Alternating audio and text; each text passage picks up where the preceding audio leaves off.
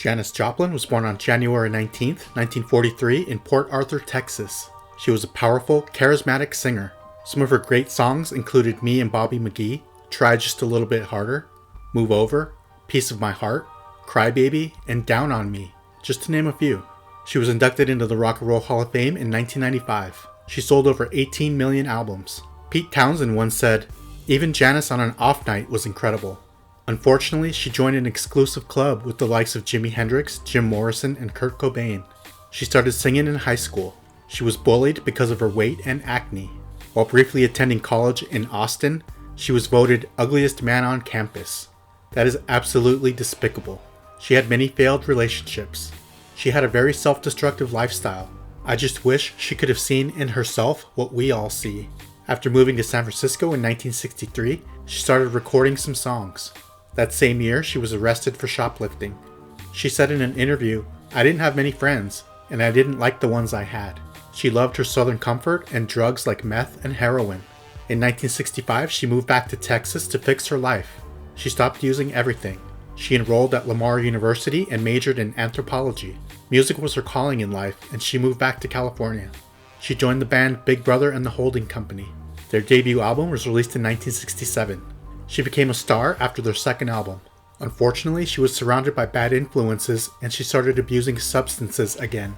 She went solo in 1969 and her heroin use was out of control.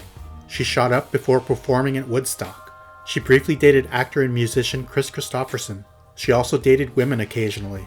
She never married and had no children. She was engaged twice. She died in 1970 from a heroin overdose. She was 27 years old. Amy Winehouse was born on September 14, 1983 in Southgate, London, England. She is known for being a talented singer-songwriter. She won numerous awards, including 5 Grammys. Newsweek called her a perfect storm of a sex kitten, raw talent, and poor impulse control. She suffered from depression, bulimia, alcoholism, and heavy drug use. She was also a cutter. Her debut album, called Frank, was released in 2003. Amy has said that she was only 80% happy with how it turned out. Her next album was called Back to Black. The 2006 release made her an international star. Her song called Rehab was a massive hit. Many of her concerts ended early because of her substance abuse. She was often booed off stage.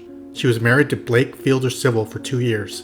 It was a tumultuous relationship that exacerbated her addictions. She was arrested multiple times for assault and drug charges. She died in July of 2011 from alcohol poisoning. She was 27 years old. Mia Zapata was born on August 25, 1965 in Chicago, Illinois. She is known for being the lead singer of the punk band called The Gits. She was brutally beaten, raped, and murdered as her band was gaining momentum. The band was formed in 1986 in Ohio while Mia was attending Antioch College.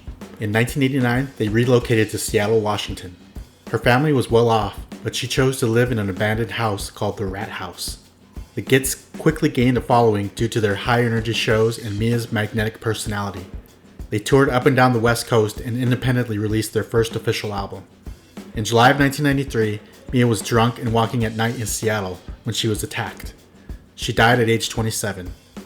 For years, the case was unsolved. Thankfully, DNA evidence was linked to a Cuban immigrant named Jesus Mesquia 10 years later. He had a long criminal history. He was found guilty and sent to prison. He died in 2021.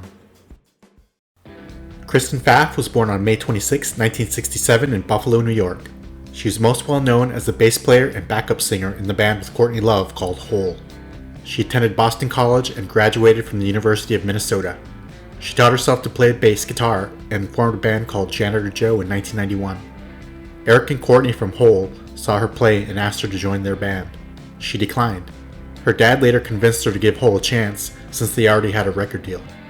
Kristen appeared on the 1994 album called Live Through This. It will always be one of my favorite albums. She was close friends with Kurt Cobain. She used drugs a little before moving to Seattle, but she soon spiraled out of control. All of her friends were junkies. She decided to quit Hole and move back to Minneapolis. While in Seattle gathering her belongings in June of 1994, she overdosed on heroin and died.